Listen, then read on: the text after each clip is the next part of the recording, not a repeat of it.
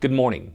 This is going to be an impromptu message from me to all of you who are doing the work out there in our schools, and it's going to be brief. But I woke up this morning thinking about the testing debacle that all of you are faced with, and I couldn't help but think about the conversations that we had in August whenever I made my opening comments about student achievement.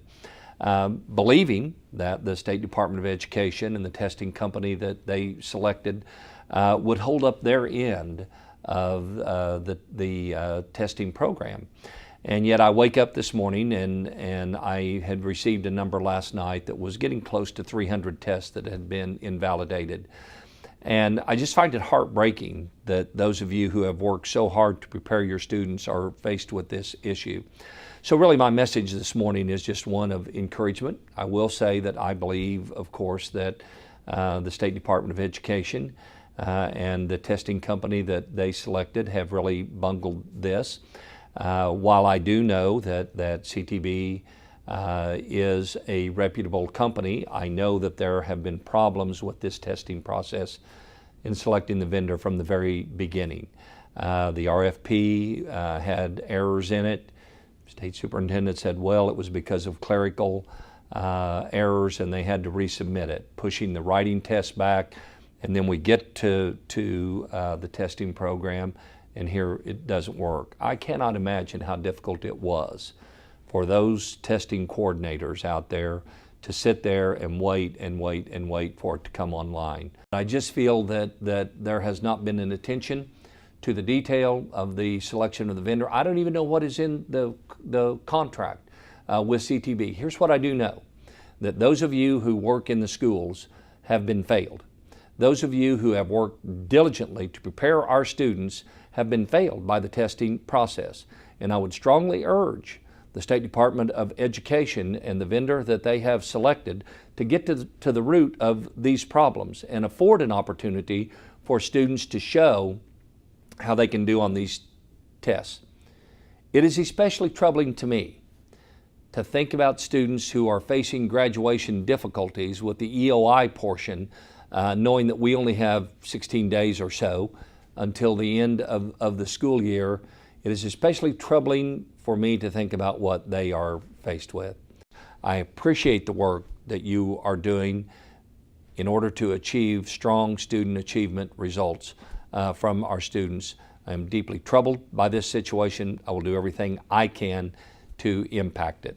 Now I want to move on to another topic and just speak briefly about our upcoming bond issue on May the 14th. I will just remind all of you that when I started this school year, I did not think that we would be looking at a technology bond issue, safe and secure schools bond issue that has some to do with safety and security, mostly to do with technology. I didn't think that we would be looking at a bond issue on May the 14th.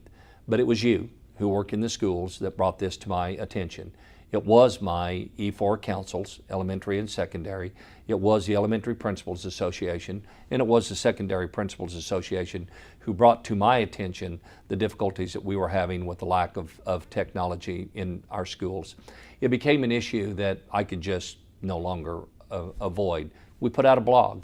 We heard from hundreds of you heartfelt expressions of the lack of infrastructure and the lack of equipment in order to effectively integrate technology into your classrooms. We did a survey. 1,357 of you spoke. I am so thankful for the work that has been done by our IT department and our finance department in putting together a program that really speaks to your needs. Doesn't solve all of the problems, but it would be a great start. I encourage all of you to communicate with people about the importance of the bond issue to you. Of course, we know what the law says about what we can and can't say about bond issues. We must all be respectful of that, but I'm just asking you to be mindful about this election and the impact I know that it will have on your classroom. And I thank all of you for your input into that initiative. So let me just close by saying I just wanted to speak to you this morning and let you know that I am offering my heartfelt support for you for the work that you're doing out there in the schools. That is the real work. And you've been working on improving student achievement since August when we first started talking about it. I hope that the testing situation is corrected soon and that we're able to achieve meaningful and valid results. I thank all of you for the work that you do every day. Want you to know that I continue to be your strongest supporter. Thank you.